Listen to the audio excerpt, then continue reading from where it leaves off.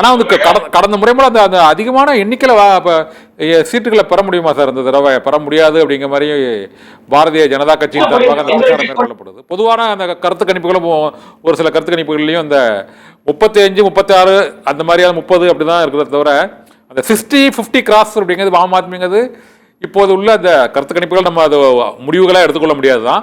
இருந்தால் கூட அந்த அந்த ஃபுல் ஸ்வீப்புங்கிறது இந்த தடவை இருக்குமா சார்? ஏன்னா கெஜ்ரிவால் வந்து சிறைக்கு சென்று திரும்பவும் வந்து முதலமைச்சர் பதவியை ராஜினாமா செய்துள்ள இந்த சூழ்நிலையில் இந்த தேர்தலில் அந்த அந்த தப்பு மெஜாரிட்டி கிடைக்குமா? அந்த 35க்கு மேலே அவங்களுக்கு கிடைக்கும்னு நினைக்கிறீங்களா சார்?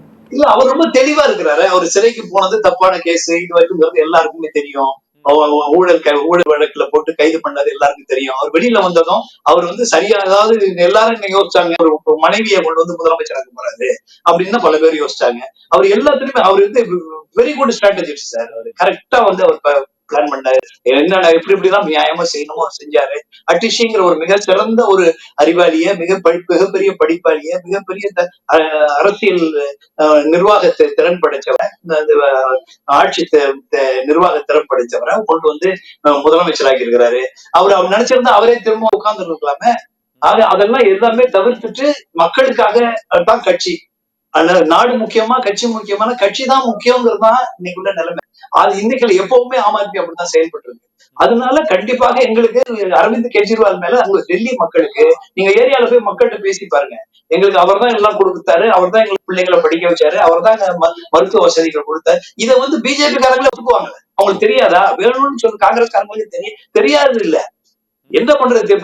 காங்கிரஸ் வந்து டெல்லியில அவங்க வந்து அதை காப்பாற்ற வேண்டிய கட்டாயத்துல இருக்கிறாங்க. அவங்க கட்சியை அதாவது இப்ப நான் ஜனங்களுக்கு எல்லாம் அப்புறம் முதல்ல அவங்க கட்சியை காப்பாத்தி ஆகும். அந்த நிலைமையில காங்கிரஸ் இருக்கு. பிஜேபி ஏதாவது நம்ம ஏதோ பண்ணி ஆகணுமே, இது தடுக்க முடியாத சூழ்நிலை இருக்கிறோம். டெல்லி இருந்த கையில இருந்த கார்பரேஷனும் போச்சு. அப்ப எதுவுமே இல்ல, ஹோல்டே கிடையாது அவங்களுக்கு.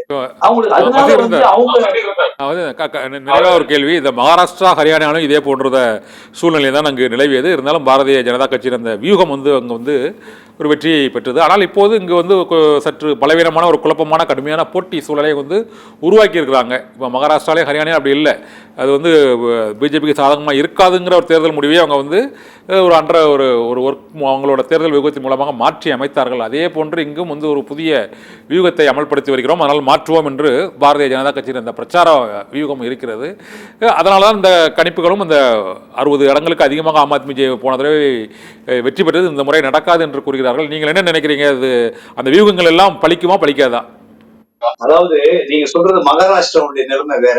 மகாராஷ்டிராவில் ஏற்கனவே தேசிய காங்கிரஸ் உடைச்சாச்சு, சிவசேனா உடைச்சாச்சு. அங்க எல்லாருமே, அதாவது எதிர்கட்சிகள் எல்லாம் மழுங்க செஞ்சுட்டாங்க. இங்க அப்படி இல்ல. இன்னைக்கு முதலமைச்சர்னா யாரு முதலமைச்சர்னு இன்னைக்கு பிஜேபியில காங்கிரஸ்ல இன்னாருன்னு சொல்ல அவங்களால முடியாது. இங்க ஆம் ஆத்மி கட்சி வலுவாக இருக்கிறது. அதனால வந்து இங்க அவங்க நினைக்கிற மாதிரி அங்க செய்யற மாதிரி செய்ய முடியாது. தேர்தல் உத்தராட்டங்கள் என்ன செய்யலாம்? இப்ப டெல்லியில பல தொகுதிகள்ல கிட்டத்தட்ட 5000 வாக்குகளுக்கு மேல அங்க வந்து தேர்தல் ஆணையம் நீக்கப்பட்டிருக்கு.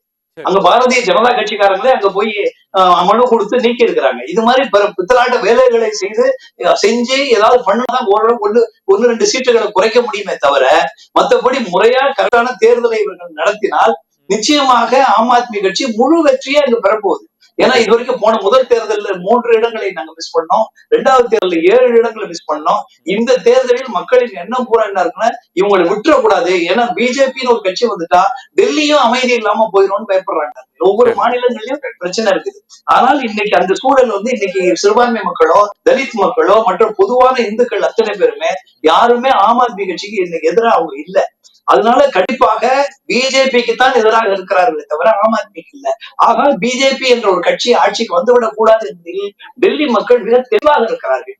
அங்க வந்து நலத்திட்டங்கள் தான் சார் முக்கியம். வேற எதுவுமே அதை பத்தி அதை வந்து நீ இன்னைக்கு சாதித்து காட்டியிருக்கிறார். நம்ம 8ஆம் தேதி மீண்டும் பேசலாம். அங்கு ஆம் ஆத்மி கட்சியின் அந்த மக்கள் நல திட்டங்கள் வெற்றி பெற்றதா, அல்லது தேர்தல் வியூகங்கள் வெற்றி பெற்றதா, அல்லது வாக்குறுதிகள் மாற்றத்தை ஏற்படுத்தியதா என்பது தொடர்பாக வாக்கு எண்ணிக்கை அன்று நாம் மீண்டும் விவாதிக்கலாம். நன்றி. பல்வேறு தகவல்களை டெல்லி தேர்தல் தொடர்பாகவும் அரசியல் நிலவரம் தொடர்பாகவும் தெரிவித்தமைக்கு மிக்க நன்றி சார்.